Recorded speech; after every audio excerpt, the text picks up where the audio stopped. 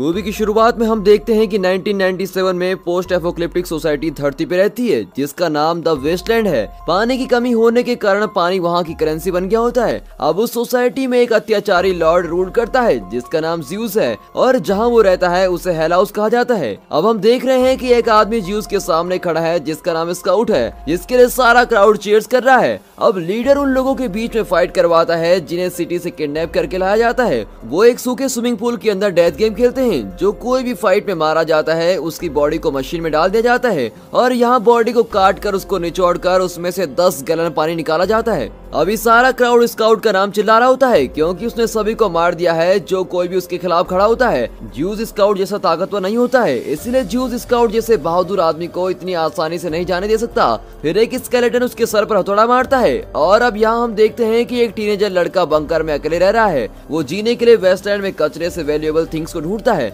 लेकिन ये टास्क इतना भी इजी नहीं होता क्योंकि इस क्राइसिस की वजह से लोग खून के प्यासे जानवर हो गए और किसी को भी पानी के लिए मारने को तैयार हो गए हैं। वो लड़का सबसे छुप कर रहता है ताकि उन खतरनाक लोगों से बच सके।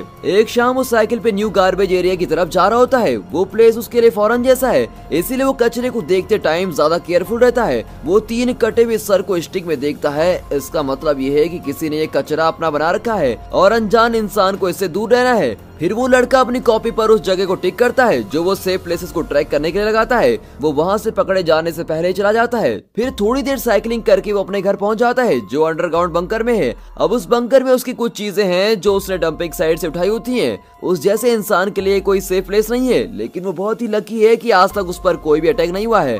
थोड़ी देर बाद वो लोकल पब की तरफ निकलता है और यहाँ सिर्फ वही लोग अलाउड हैं जो रेगुलर हैं। वो प्लेस एक वाटर ट्रेडर के पास है जिसका नाम बागू है। अब लड़का खाने और पीने के लिए यूजुअली वो चीजें एक्सचेंज करता है जो उसे गार्बेज में मिलती हैं। इस टाइम वो उसको पानी की एक बोतल के लिए पेन देता है। अब लड़का काफी उदास हो जाता है क्योंकि ये बोतल ज्यादा देर तक नहीं चलने वाली थी और बागू ये नोटिस करता है तो वो उसको एक टर्बो राइडर कॉमिक दे देता है। अब लड़का ये देखकर बहुत ही खुश हो जाता है क्योंकि वो टर्बो राइडर का बहुत ही डाई हेड फैन है। अब यहाँ इंट्रोडक्शन होती है प्रोफेशनल आर्म रेसलर काउबॉय जिसका नाम फ्रेड है। वो भी पब में है और किसी बड़े से इंसान को चैलेंज करता है। आर्म रेसलिंग खत्म होने के बाद फ्रेड कॉइन जीतता है और अपोनेंट को पब में जीतने के बाद उन लोगों को ड्रिंक करवाता है। उसके बाद फ्रेड का साथी आकर उसके पास स्काउट के गायब होने की शॉकिंग न्यूज देता है।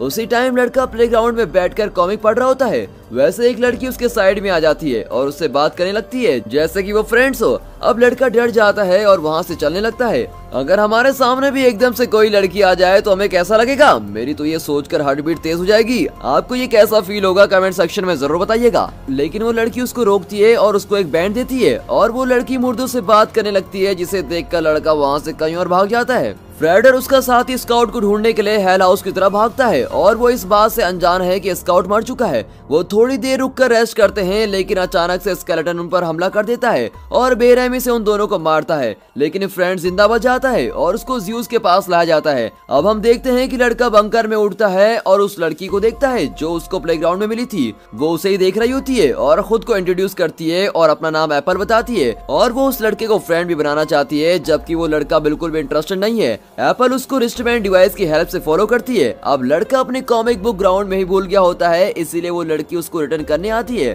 और बदले में लड़का उसको कुछ दिनों के लिए रहने के लिए परमिशन भी दे देता है। फिर वो उसको स्कैवेंजर की तरफ लेके जाता है और उसको वेस्टलैंड में जीने का तरीके बताता है और अब धीरे धीरे साथ रहने के कारण लड़के को उसकी पर्सनैलिटी अच्छी लगने लगती है। अब हम देखते हैं कि यहाँ फ्रेड को ज्यूस के सामने लाया जाता है। अब ज्यूस ने सुना होता है कि वो एक फेमस आर्म रेसलर है। फिर ज्यूस फ्रेड को उसके बेस्ट मूव्स स्केलेटन के खिलाफ दिखाने को कहता है, लेकिन जब फ्रेड ज्यूस को मारने की कोशिश करता है तो स्केलेटन उसके हाथ काट देता है। इसी दौरान लड़का और एप्पल अच्छी तरह घुल मिल जाते हैं और जब वो उसकी फैमिली के बारे में पूछता है तो एप्पल कहती है कि उसका एक बेस्ट फ्रेंड था और वो अब तक का फर्स्ट इंसान है जो उसको उसके फ्रेंड के बाद मिला है और वो उसको अपना बेस्ट फ्रेंड मान लेती है। और फिर वो दोनों खिलौने से खेलने लगते हैं जो उसके बचपन की याद दिलाता है कि उसको बचपन में ये सब नहीं मिला था। अब एकदम से एक आदमी झाड़ियों से निकलकर एप्पल पर अटैक करता है। लड़का वहाँ से भागने लगता है कि वो आदमी उसका पीछा करता है। अब एक जगह पर आकर लड़का अपनी साइकिल से गिर जाता है और बंकर के डोर के ऊपर गिर जाता है, और जैसे ही वो डोर टूटता है तो वो सीधे जमीन में गिर जाता है। तभी वो देखता है कि वहाँ एक स्ट्रेंज ग्लोइंग स्फीयर रखा है जिसको छूने की वो कोशिश करता है, और जैसे ही वो ये करता है तो बंकर की सारी लाइट्स ऑन हो जाती हैं और वो ध्यान से अपने रास्ते की तरफ जाता है। यहाँ उसको उसके सुपर हीरो टर्बो राइडर की डेड बॉडी मिलती है। टर्बो राइडर कंट्रोल पैनल के पास बैठा होता है जो कि ह्यूमैनिटी को बर्बाद होने से बचाने वाला था, लेकिन उसका मिशन कंप्लीट नहीं होता और वो इससे पहले ही मर जाता है। वो सुपर हीरो का सूट पहनता है और देखता है कि ये अभी भी वर्क कर रहा है। अब वो लड़का अपने फेवरेट सुपर हीरो की तरह बन गया और अपने दोस्त को बचाने निकल पड़ता है। वो एप्पल को ढूंढने जाता है और उस आदमी से टकरा जाता है जिसने उसको किडनैप किया है। वो अपना डिटैचेबल पंच मारता है, लेकिन उसका ये पंच टर्बो की पावरफुल इलेक्ट्रिसिटी के सामने काम नहीं करता।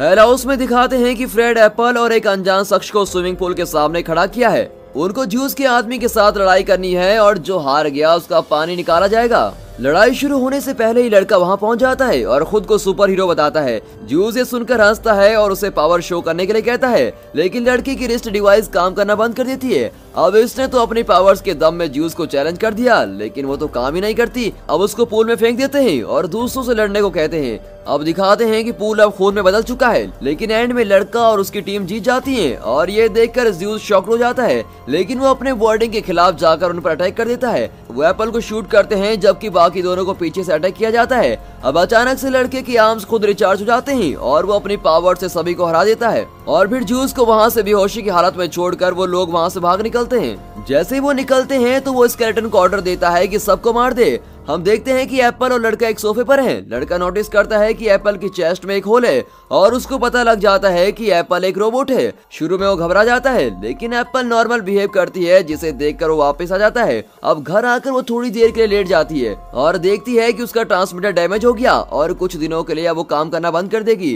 कोई और न्यू डिवाइस ढूंढने के लिए वो लोग बागू जो वाटर ट्रेडर है उससे मिलते हैं और उसको उस जगह के बारे में पता है कि यहाँ बाकी खराब रोबोट्स डंप किए जाते हैं जिसके ट्रांसमीटर अभी भी काम कर रहे हैं और वो दोनों डंपिंग साइट की तरफ जाते हैं, लेकिन रास्ते में ही एप्पल काम करना बंद कर देती है जिसकी वजह से उन दोनों को धीरे धीरे चलना पड़ता है। फिर वो रात को रेस्ट के लिए एक बिल्डिंग के पीछे रुकते हैं। अब लड़का एप्पल को अपने पेरेंट्स के बारे में बताता है जिनको जूस ने मार दिया था जब वो छोटा था। उसी टाइम स्केलेटन और उसके साथी बागू को ढूंढ लेते हैं और किडनैप कर लेते हैं और उसको बाईसाइकिल व्हील से अटैच करके एप्पल और लड़की के बारे में पूछते हैं और वो उन्हें बताता है कि वो दोनों रोबोट डंपिंग साइड की तरफ गए हैं, लेकिन फिर भी स्केलेटन उसको जान से मार डालता है। अगले दिन स्केलेटन और उसके साथी वहाँ पहुँच जाते हैं और यहाँ एप्पल और वो लड़का है वो भागने की कोशिश करते हैं, लेकिन वो पहाड़ के किनारे पे पहुँच जाते हैं। स्केलेटन अपने शार्प डिस्क को एप्पल की तरफ फेंकता है और वो दोनों अपने सर को बचाते हुए गिर जाते हैं। स्केलेटन को लगता है कि उसके एनिमीज मर चुके हैं और वो हेल हाउस की तरफ वापस जाते हैं, लेकिन उसे ये नहीं पता कि लड़का अभी भी जिंदा है और आर्मर्स की वजह से उसको चोट नहीं लगती।